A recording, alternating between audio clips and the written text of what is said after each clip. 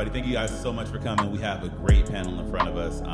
We're going to be talking about NFTs. We're going to talk about the metaverse and how we really utilize these tools to make effective content.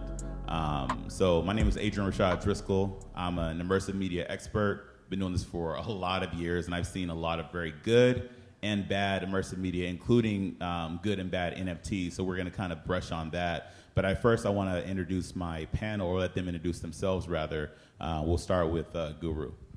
Really quick, my name is Young Guru. Musical engineer. Most people know me for work with Jay-Z, Beyonce, things of that nature. Pretty much work with everybody in the hip-hop and R&B space. Recently, though, again, because of the pandemic, hooked up with Adrian. We started a company called Collimation.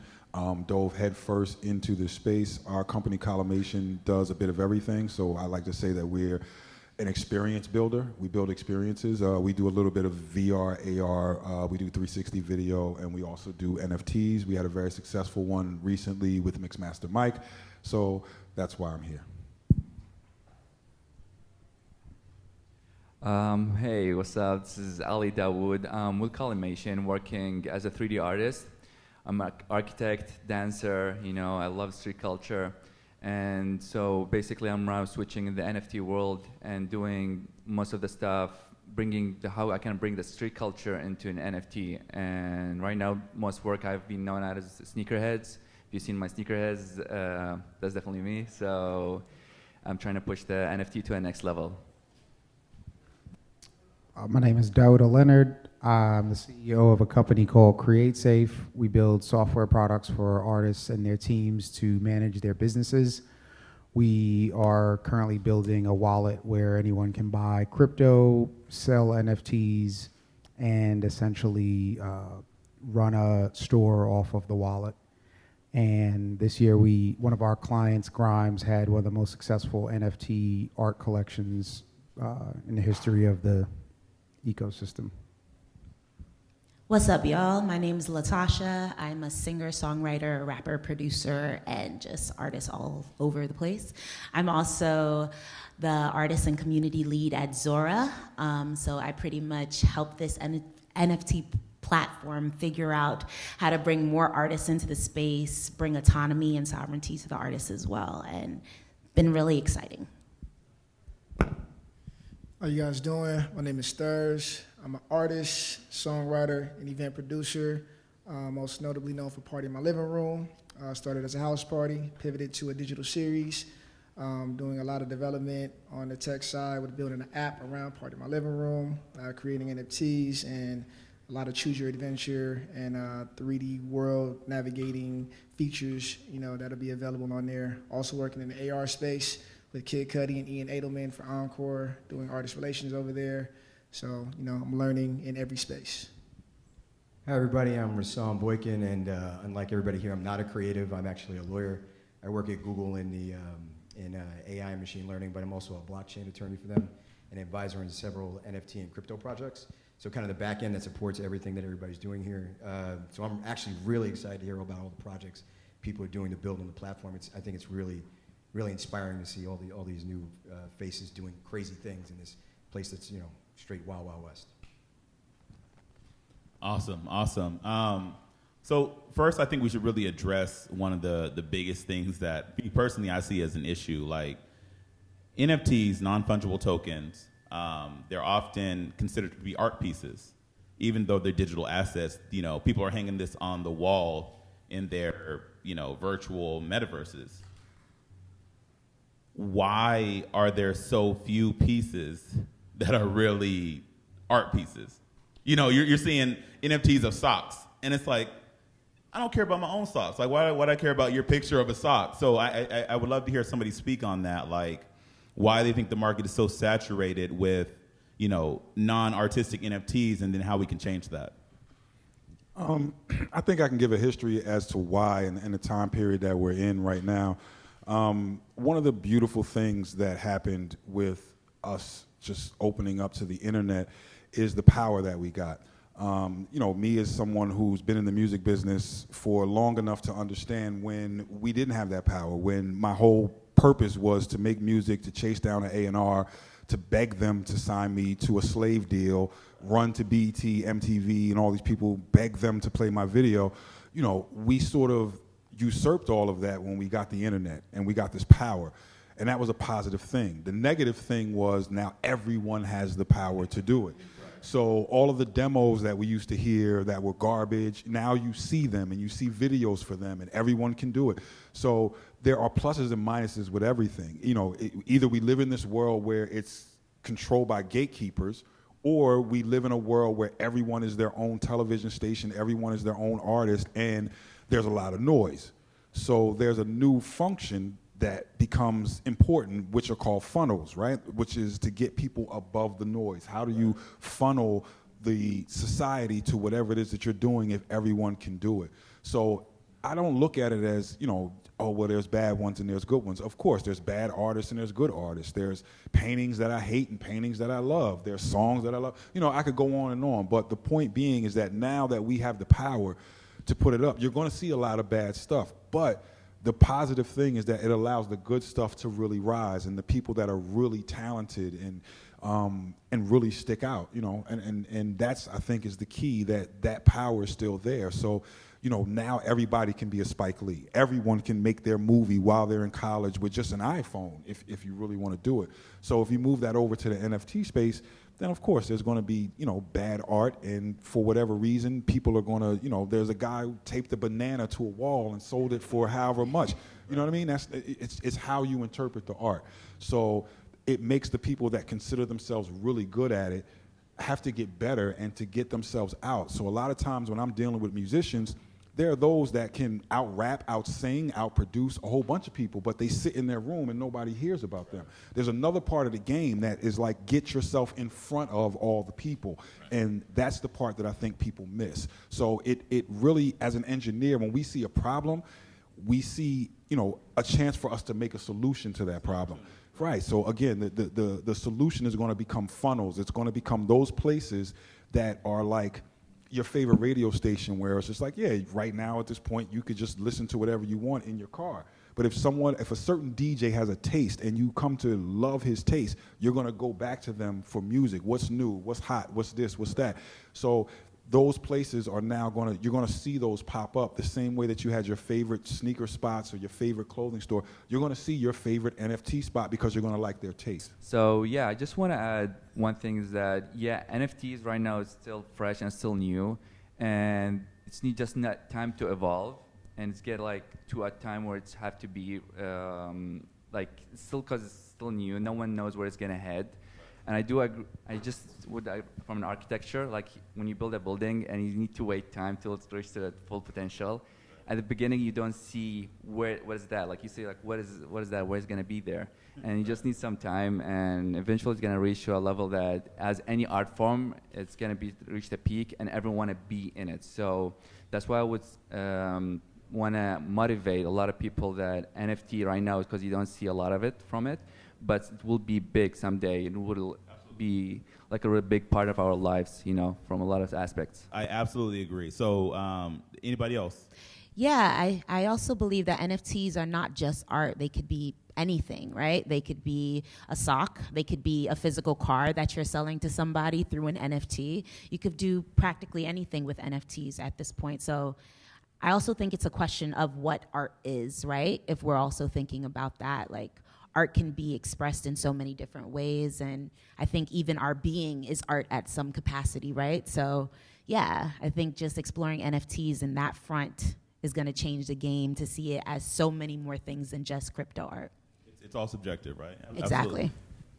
Yeah, I think we're going to see a lot of cool use cases where NFTs are used as like keys. So like looking at what the Toronto Raptors did, they were able to sell a series of NFTs and offer like IRL experiences, so like meet and greets with the team members, or, you know, the executive managers or whatever. So I think we'll see a lot of those in the music space, where artists will be developing NFTs and then, you know, doing like exclusive limited performances for a group of fans, or, you know, doing some type of activity. So it's exciting to see what the future will be. Yeah, I would agree with that. I mean, like I said, I see a lot of different use cases, and you know, as they were saying, it's run the gamut. Like, it's all over the place. I think the CEO of OpenSea is now selling 15 increments of his time that we can talk to him about anything.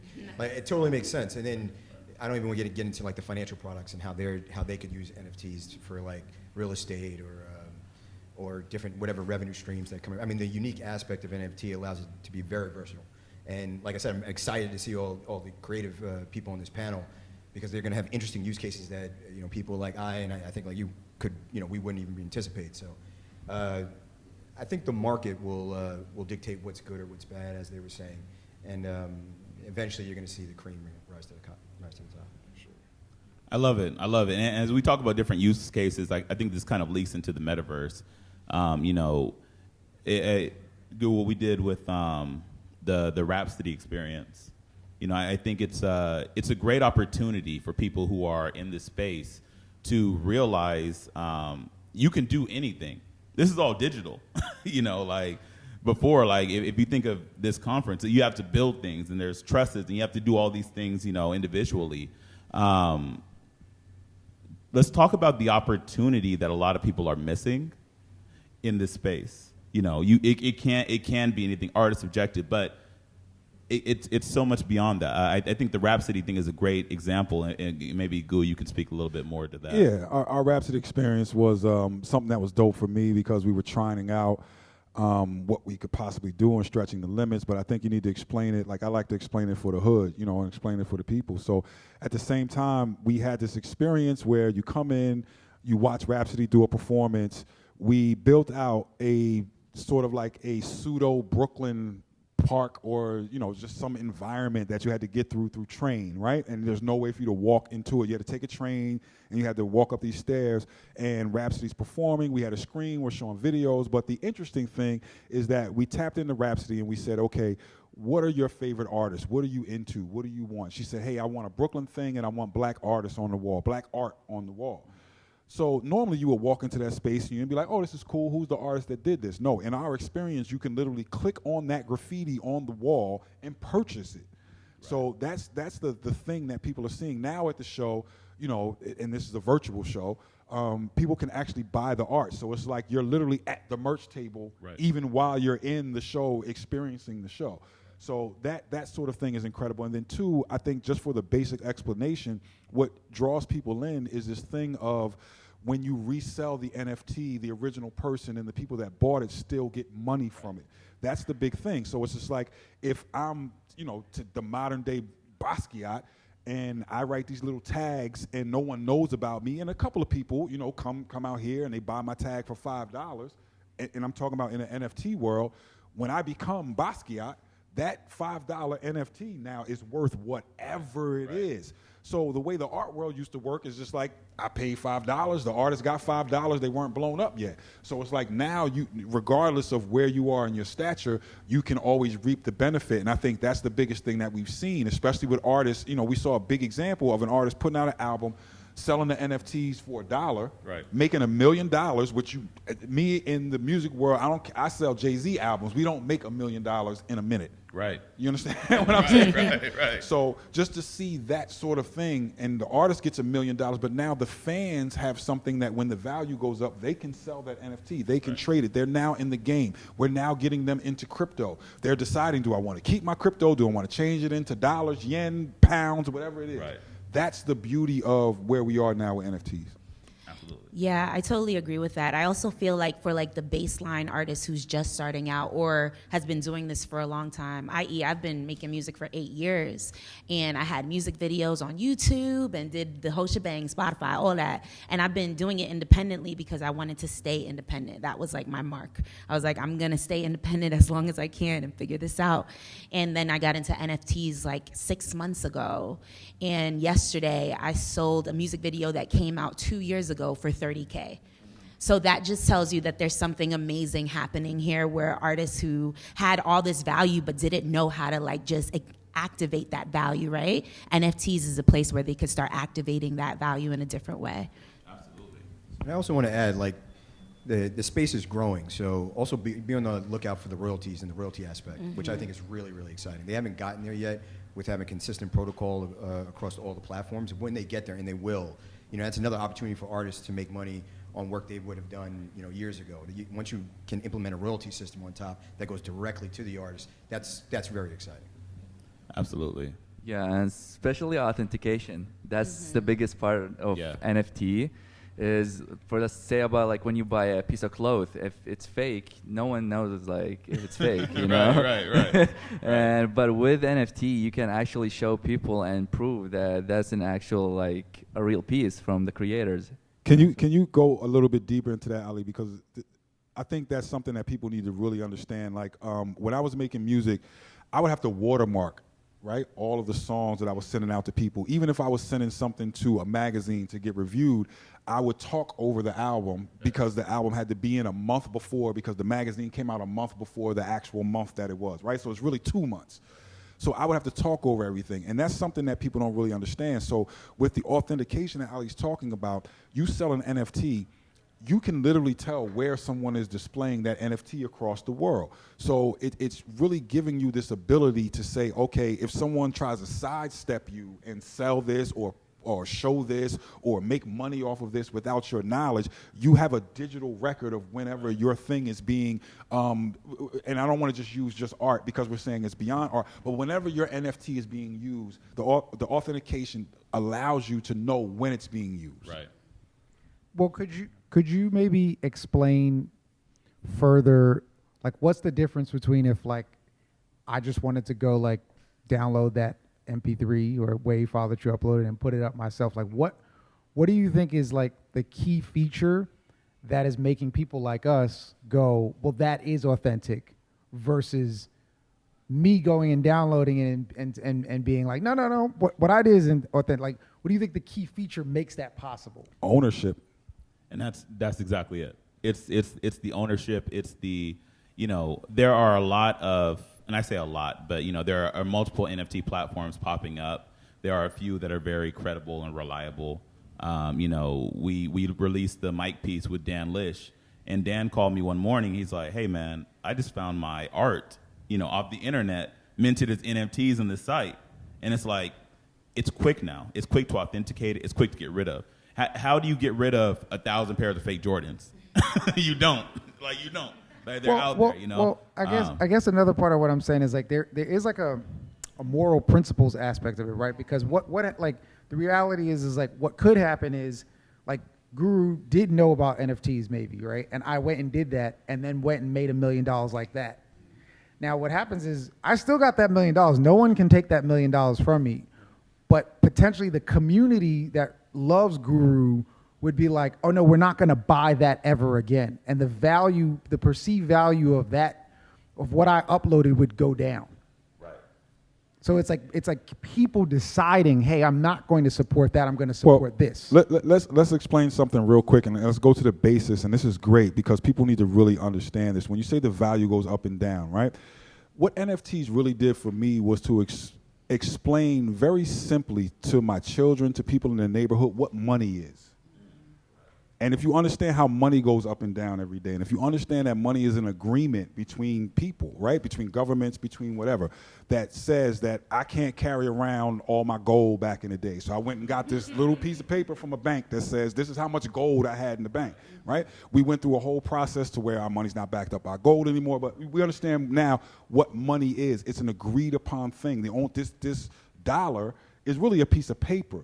But it's the point that I can take this piece of paper and walk into any store and they accept that piece of paper.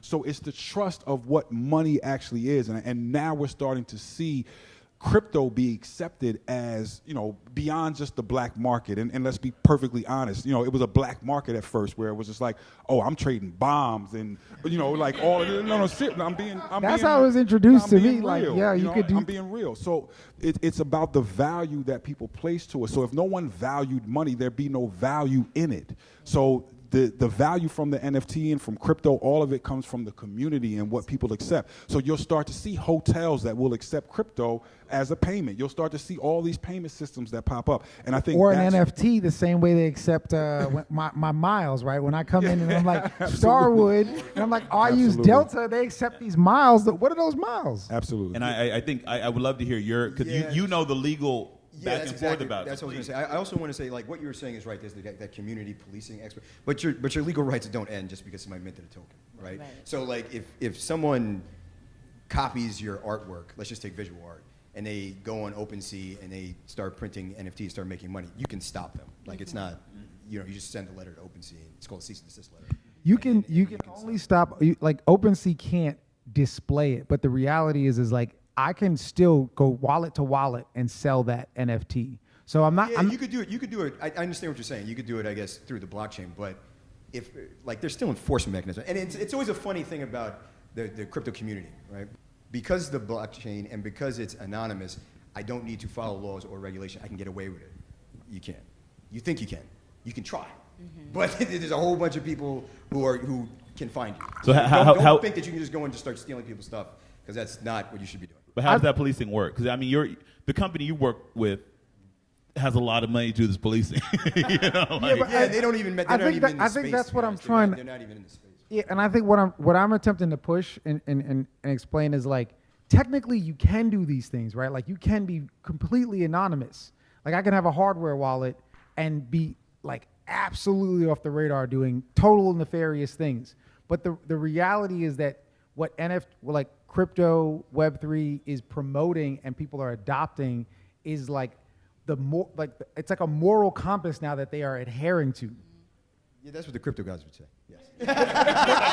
But the blockchain community would totally agree with them. Absolutely. But it's what is happening. It's the only reason why we're like, yo, I'm gonna buy that. Like I'm a collector. I buy NFTs all the day, and I buy them because I'm like, I'm gonna support this person. I know for a fact that my money is gonna go to that person. I find artists now, and I go, oh, I'm gonna buy that person's NFT, and now I've created a personal relationship, and that's happened now. Absolutely. So I think there's a spiritual component that people just are not realizing is what's driving this market. Absolutely. I just wanted to agree with that statement, and just the idea of there being a moral code embedded in the metaverse is very real. And also this idea of it being some form of energy work, like a spiritual energy work. Ethereum is an energy. We're using an energy form. But also how the community takes lead in what is supposed to be pushed, right? I was witness of a project called Queenship at one point, and I don't know if you guys could keep this on it, but Queenship was stating that they were a woman-led project, black woman-led project, and then we found out that it actually wasn't. It was a group of white men from Russia creating this project. That project got deaded and in like 30 project got seconds. killed in literally 30 seconds. Like it was all over. Twitter was going crazy. Like that's how this community works and how the metaverse like shows up. Like, yeah, you're not gonna play around. So, and I still agree. do believe in the legal. I know. Absolutely. And what you're talking about is not fake. Like what he's talking about is not. There's definitely this community aspect, because I've seen it. I've seen it in the DeFi space. I've seen it in NFTs, where they will community will shut you down if you're not playing by the rules. But I just don't want to give the impression to the public that like it's that Wild West. That oh, I like this art. It's called a Picasso. I'm just going to take it and create an NFT and sell it in Rarible and make $1 million. You're not going to do that. Yeah. Okay. No, those projects don't pop off like that. Like, and let's also be clear here, and for the people, as we develop, as we introduce new technologies, laws change, and laws develop. Again, I try to bring this home for the hood. It's just like when we started hip hop, there were no sampling laws. It took Biz Markie's case, to come through and to change the sampling laws, and things get developed, and that's law is malleable, and that's why we are the way that we are in this country, is that we continuously and we need us in the space to see the problems, to be able to point those out, to be able to change the law to the way that it's fair, because regardless of morality, of anything else, it has to be legal. And it's also a time where it's very, I don't want to say strange, but it's something that we have to realize as us as a worldwide community versus just local laws, because law is different in the United States, it's different in Mexico, it's different in Europe, it's different. We go to every country, the law is different. But these are things that are working in between countries. So, there may be some new form of thinking that needs to come up for the legal guys to come up with, certain types of laws. That's how technology develops, and that's a very normal thing. What is the underlying concept behind NFTs that even relates to law? It's a smart contract. Well, you're going to have some law, and to be specific about the problem, you're going to have some law that's going to come up and say, hey, you can't steal my thing. There's a copyright there. I made that. That is my intellectual property. It's my physical property. It's my patent. It's whatever it is. You can't sell that thing. That's what the law is going to be. So as much as we can talk about trust and as much as we can talk about community, there are going to be legal things that are going to pop up, and someone's going to steal something, or someone's going to write a W in a certain way, and someone else is going to use it, and they're going to say, that's my W. Right. So, and then we're going to have, legal things that are going to say, okay, how do we figure that out? And now there's a paper trail. Right. There's a paper trail now. If you I also think it'll be written Picasso, into the smart contracts. I mean, you could sell it on the black market. If you steal an NFT from a wallet or however you would do it, figure it out, hack it, you can't do it. Like there's too much paper trail there, and it's too fast and too easy to follow. Yeah, all I'm saying is that the law will adjust. You legally cannot make a Public Enemy album right now. You can't make a Beastie Boys album right. They never cleared those samples. It didn't mean it didn't happen. You know what I mean? Yeah. It happened, but then we got into a legal space where someone said, hey, that's my music. You can't do that. So then we develop laws, and then after that we have to clear What he's samples. describing is Napster, too. Yeah. That's very the evolution.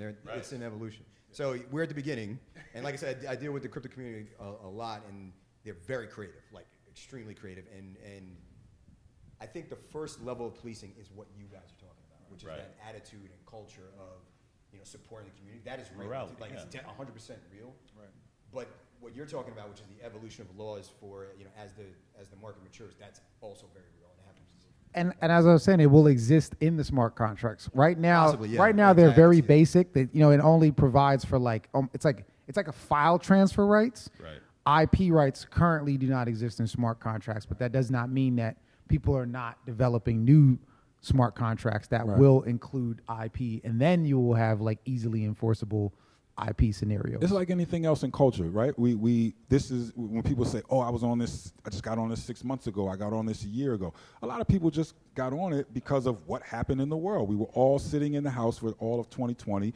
People were finding new things out. People hear these words, they start to Google them, they figure out how does this work for me, and then we develop those things. I think the big thing though is to have us in the space early. And when I say us, I'm talking about Black and Brown specifically. Right. So then we get to a point where there's a guy named Jared Lanier who I follow a lot, and he talks about this thing called lock-in code, because we have algorithms, we have a bunch of things that if we're not in it, programming it, understanding it early, figuring out what the problems are, addressing those problems from our standpoint, we can get to a space where all of this gets written without us, and then we're locked into things that don't include us. I was on a Zoom with you talking about Jaron Lanier, the dude. I was on a Zoom with him the other day. I love him.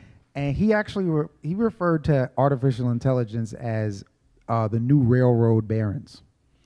And he's speaking to that point of what you're saying, is that as this thing continues to evolve rapidly overnight, if we are not actually writing these smart contracts, which I'm not saying that everybody needs to learn Solidity, but the reality is that if you don't understand things like logic and get to a place where you can talk to someone and explain to them what you need in that smart contract, you will potentially be left behind. And so I think it is super important. Going back to that sort of moral code thing, is that we talk about this a lot, how to circulate the dollar.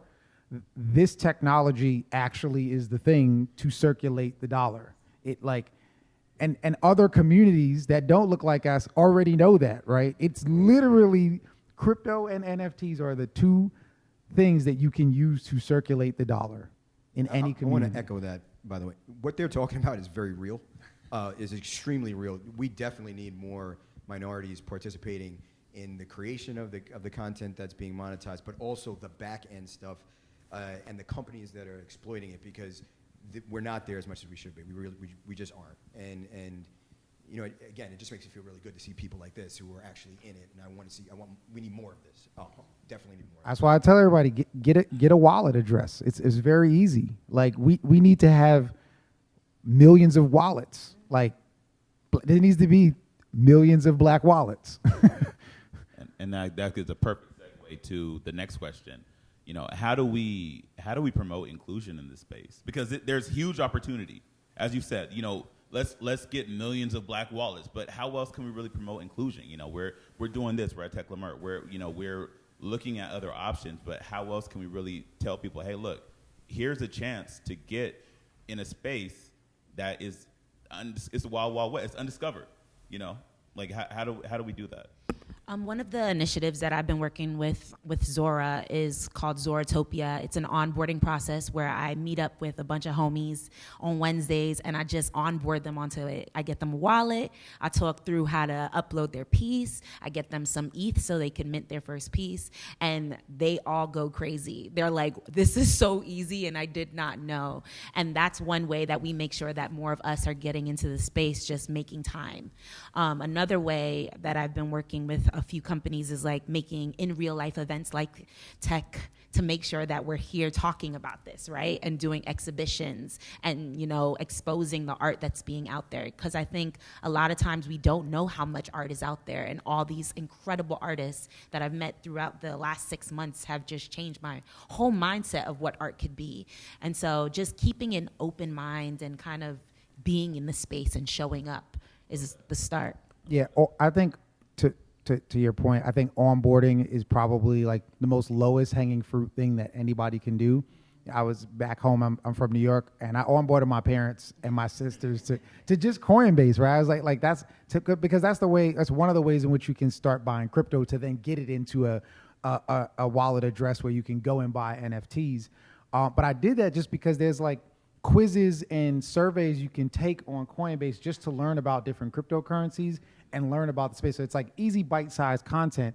And to me, that was like, okay, cool. If I can at least onboard somebody to Coinbase, then you can get to the space of being like, okay, this is what a MetaMask is. Like, right. If you're not doing a full onboard. But I think like we just have to socialize the concept more. Like I told my family, I was like, don't send me money via Venmo ever. No more Venmo. I don't accept that. I only accept crypto. And I'm like, you don't got to send me Ethereum. You could send USDC. You can send.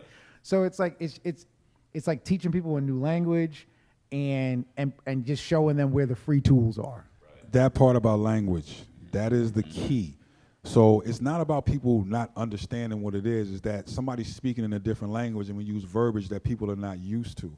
So if I come in here and as a musical engineer, I start talking to you about compressors and gates and all this stuff, you'll be like, what are you? It doesn't mean you're not intelligent. It means I haven't explained it to you in a way that you understand. So we have to be able to take these concepts and break them down in the verbiage to everyone else in the neighborhood, so that when someone says the word onboarding, somebody in the neighborhood is going to be like, what does that mean? If somebody says blockchain, what is blockchain? Somebody says a wallet, what is a wallet? My wallet's in my pocket. So you have to be able, but it takes us, and it takes us talking about these things in a barbershop, in a beauty salon, in a, just a family environment. The people that do understand it and say, hey, on my group chat with my family or my college people or just my neighborhood, let me explain this to you in a very simple way. Let me give you 4 or 5 YouTube videos that are done in our language, not just some other thing, some person that's boring, the way that we talk and what does this mean, and explaining concepts, which also forces you to sharpen your own definition, because you can understand something, but when you teach it, you got to fully understand it. Absolutely. So it's about verbiage. It's not about the concept. Money is a very easy concept for us to understand, but when we start talking in a different verbiage, people get lost and they're like, I don't know, I'm just keeping my money in my account. And it's just like, no, let me explain to you why this is better. So the way you explain it, how you break it down, and your understanding of the words and the wording is what draws people in. So then with that, because if you look at it, and it's a sad thing, but I know a lot of people who don't even have bank accounts. Like, let's be real. Like, I know a lot of people are like, yeah, I got cash in my wallet. I know I got $8, so $8 is all I have. And, they're not worried about debit or any of that. How long, as far as years or months or days or, whatever, how long do you think it will take for us, our community, to get to where everyone else is? That's a big question. Yeah, I have no idea. I don't know. I can't answer how long it would take. I think our focus should probably be on the prior question, though. I think that however long it takes us to do what we were talking about in the prior question, what he's talking about, what she's talking about, what he's talking about. Like, I don't know how long it's going to take, but it's definitely something we have to address, because we're going to get left behind, and there's just way too much opportunity. The last time I saw opportunity like this was in the 2000s with the dot-coms. Like that was literally the last time I saw something like this. And it's extremely exciting. There are going to be a lot of winners. There are going to be people who win for a certain period of time, and then everything's going to fall apart. But they still will have won for that period of time, and they'll be millionaires. So, now's the time to get involved. There are people here that can help you and guide you. Take advantage of these resources now because you're only helping yourself. We have to understand, too, what the word winning means, right? So we have to also understand how to scale this, right? I think I see a lot of that. I think I see a lot of people that are like, they see this thing, I put up this, I got $1 million. Everybody's going for, no.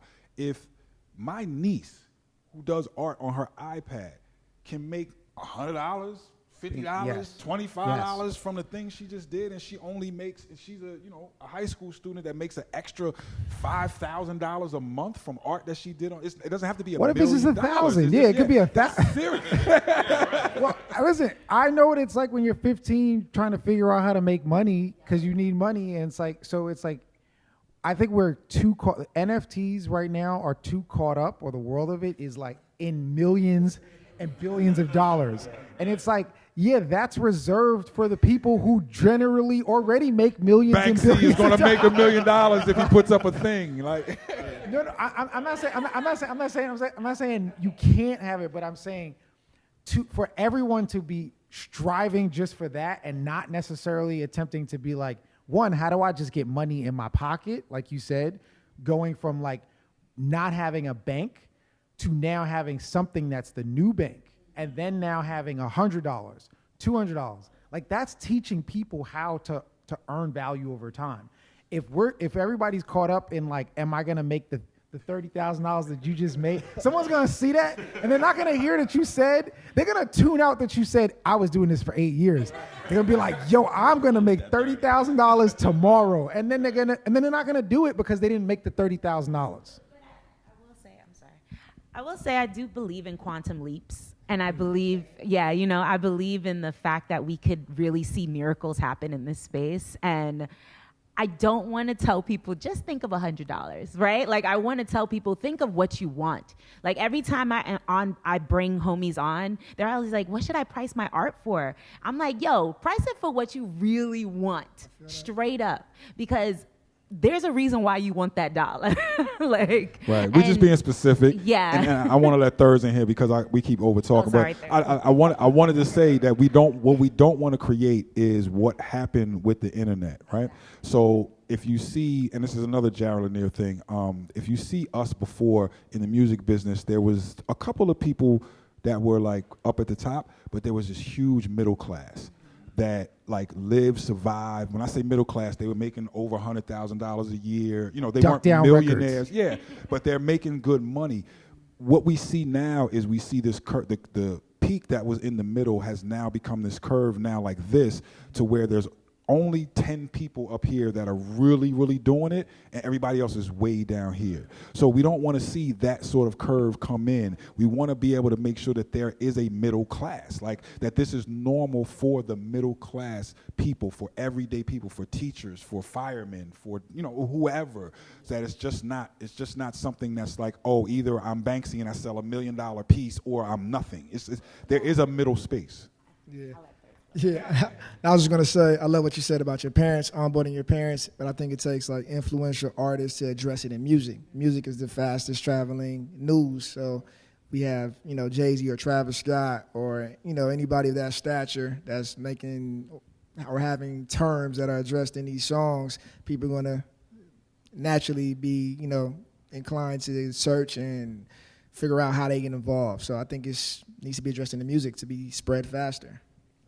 And I completely agree with that. And the whole reason I said how long, I know it was kind of a loaded question, or it seemed like it, because it kind of lets us gauge how aggressive we need to be when we teach this. It's like, hey, look, if white people are saying that the projection is 2 years before, Coinbase is going to be bigger than the dollar, then it's like, oh, we gotta get on it. We have to really, we have this opportunity.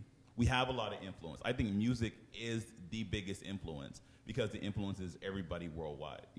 Everybody driving to work, listen to the radio. It's something that's consistent. So how do we really implement these new measures? So I'm going to switch it a little bit and Because there is such a big gap in, people like Beeple who made 60 million plus, selling one NFT, and then people are here making $10. And I think it's very important to consider all of it. But I want to talk to Ali a bit because he puts a lot of time into each art piece he creates, and it's like, where's the medium at? As artists, as creatives, and lawyers, you're cool too. But no, There's always one around. There's always one. But no, where's the medium? When do you say when you're creating a piece, whether it be an art piece or something else you're going to try to mint, and say, look, okay, well, I want that $2 million thing, but $50K is nice too. I gotta pay rent. So, Ali, please, if you can start there, and then we can kind of give it to everyone else. Yes. So when it comes to art, it's been a long time for me. Through making art, everything need time to reach to a moment the level that, if you're a true artist, you don't know when it's ready. It's like a child. You keep looking at it every day and give it all your love until you reach to a level that, for me, as I learned that I'm a perfectionist, and I bet every artist it is. And so when I make my designs, and I feel though, even though with the NFTs now is very not everyone having the same normal level of, it's very diverse. It's contemporary art. There is everything kind of level of arts. There's yes, very subjective. So when I believe in a value that you give the people what's sorry. Okay. So I'm just saying that you give the people the value in when they want to pay something, you give them what they're paying for. Right. So that's what I believe for it, and I believe also there's different way of methods I don't understand with the art community, but I do believe you have to give it time, and people will understand what your value is, what you're putting is they will ready to put the money for that value. Got it. So very good. Anyone else? I don't know if what I'm going to say is going to speak exactly to that. I'm also speaking to you saying music is the fastest traveling news, and then you say you continue to ask well, how long? Right now, it's sort of prohibitive for like audio, the way in which people normally experience audio, the way the platforms are built right now. It's sort of prohibitive for musicians to get on and get their content on these platforms and allow people to experience it the way they've known how to experience. So right now, the tools for it don't exactly exist, and also it's sort of Ethereum is expensive. That's generally where people are spending a lot of time. So what I think is going to happen is over time, maybe audio is going to be on different chains, things like Polygon or Solana, things that are faster. And also, much cheaper, so that because musicians, they make things much more quicker than any other artist. Like you're saying, it takes a long time to make these pieces, but a lot of times musicians you can make a sound, you can make a sample, you can make a song, you can make a record, and now you can even do podcasts and stuff so. Audio as that once audio becomes comes to a place where it can proliferate blockchains and the metaverse a little bit more pervasively, I think that's where you're going to see more adoption, because you're going to have the message being out there from artists being able to communicate that. People need to see it work. Right. And that's the biggest thing. Our people need to see it work. You can tell somebody an idea and they can go, that's great, but they want to see you actually do it, and they want to see the result of, it's like me talking to a kid on the corner hey, you should stop selling drugs, you should go do that. It's if I don't show him what the result is, if they follow what I say, they're going to be I don't care what you're saying.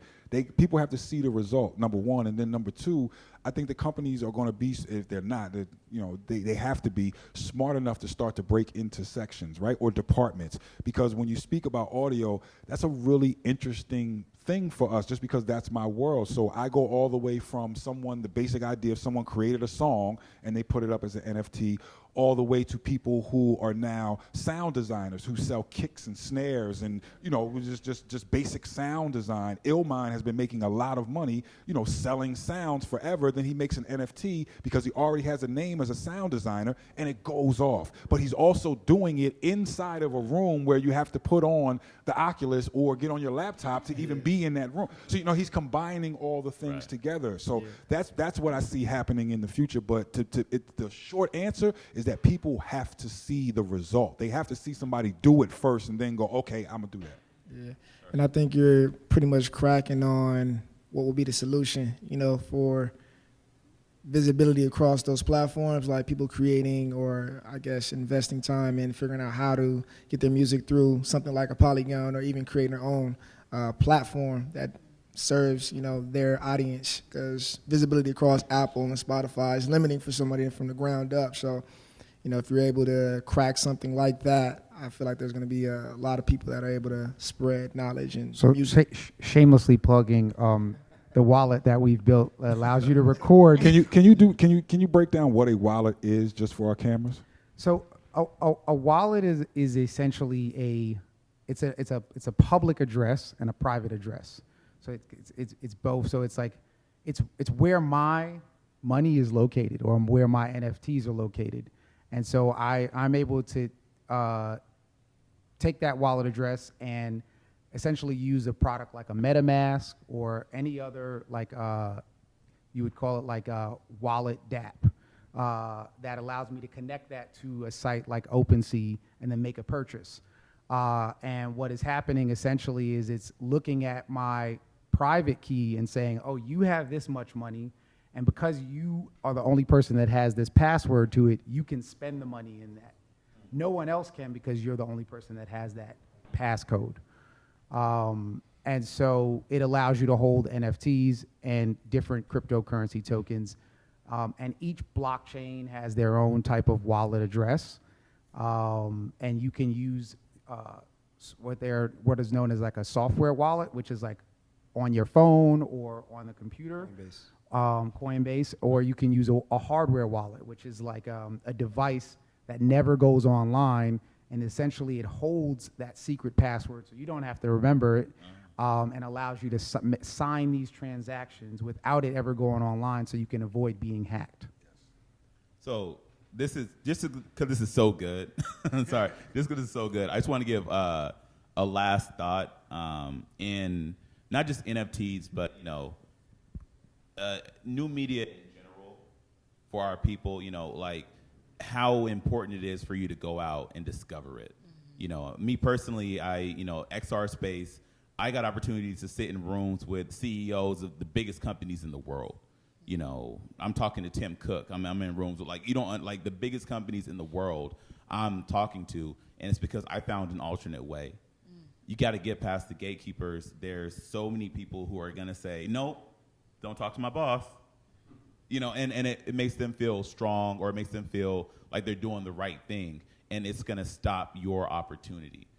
This new medium, and it's a spectrum of what these mediums are, this is the way to really get to where you want to go. As a creator, as a businessman, as an entrepreneur, this is really a huge door that I think everyone should be climbing through or kicking down, rather. So I want to hear everyone else on the panel just to give a couple of words of encouragement to the rest of the people that are, thinking about jumping into the space, maybe skeptical, like, should I, please, give a couple of words of encouragement. The first thing I would say, and the biggest thing, is do not be ashamed of saying, I don't know, I don't understand, or what does that word mean? And a lot of us who have trained for something our whole lives, and we feel like we're intelligent, we're experts in this space, and we jump into a new space and we're embarrassed to say, I don't know what that means.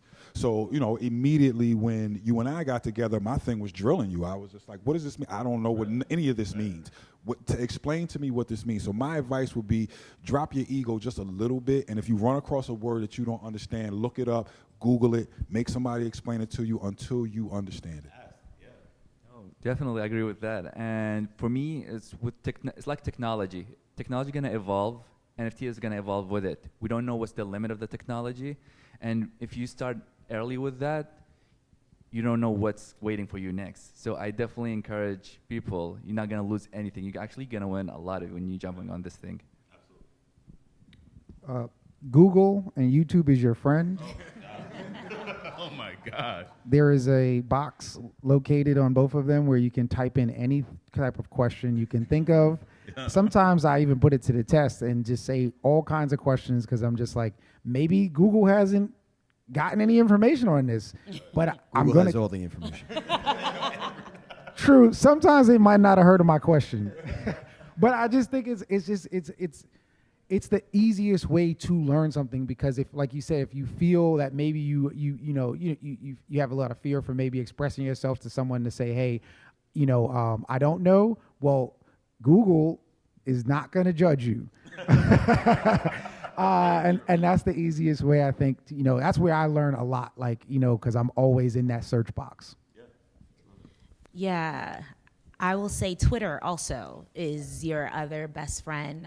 Engage with the community. Community is high key within the metaverse. I've seen artists that are like killing it in the mainstream world do an NFT and it fall apart because they did not connect with the community. And I would like to just reiterate that connect with the community and also believe. I'm just a girl from Brooklyn who, loved rap and loved making music, and I didn't know this was gonna be a thing, and here I am like living off of this NFT life. So it's totally possible. There is a lane for you. You can do it. Love what you said about connecting with the community. That's incredible. I would say always do your due diligence. So measure twice, cut once, fail fast, and keep it pushing. Yeah, no, I can't add to that. Everything everyone said made a lot of sense to me. I think, again, put the ego aside, look at Google, and just start Googling terms. Wallet, you should know what that is. MetaMask. I mean, we dropped a whole bunch of terms I know nobody knows. Start off with the blockchain. What is a blockchain? Then go to Bitcoin. Then go to Ethereum. Then go to NFTs. If you follow that line, it'll give you a good overview of what everyone here is talking about. So definitely do that. And then I'm just gonna make a shameless plug for STEM for the community too. Like even if it's not in crypto or in the blockchain, we need more minorities learning STEM in general. So make sure you do that. It's extremely important. We're gonna get left behind if you don't. And in saying that, I have to plug Rodney Sampson and OHub, Opportunity Hub. So there's a lot of reasons why I get down with certain people. So when we're talking about that information, OHub is a huge resource for us as people of color. There's also opportunities on OHub for if the son or the daughter is getting on there, mama can get on there too. So I'll just put it that way. So OHub is a great place for you to learn a lot of information, and a lot of it is free. That's how we met, actually. We met at South by, speaking of OHub. So thank you guys so much. This is amazing. It's a wealth of information. Can everybody give it up for my amazing panel, please? And if you guys are at home, please reach out. Please do the research. There's so much opportunity in this space, and it's a lot easier than you think. Thanks. Hold on, I got one more plug. Yeah, you want? All right, let's do it. Make sure you hear partymyliving.com and sign up for the new beta. That'll be available real soon. Boom. All right. You guys take care.